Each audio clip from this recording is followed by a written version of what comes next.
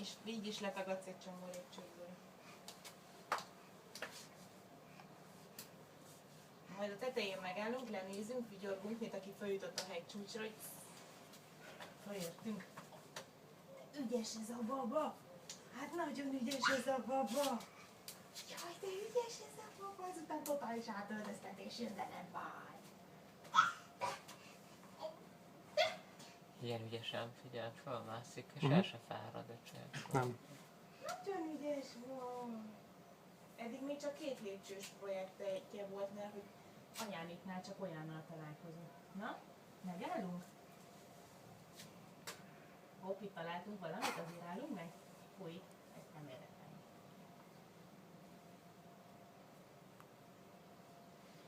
Na, befejezzük? Nézd, még 3 lépcsőn fogok. Nagyon ügyes vagy. Na, azért fárad? Fárad a baba? Itt van anya.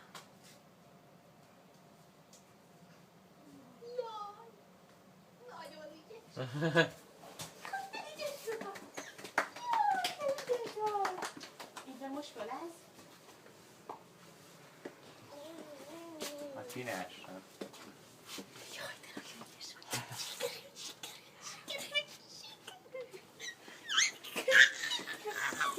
Igen. És most nézzük meg. Nagyon Ekkora táv volt.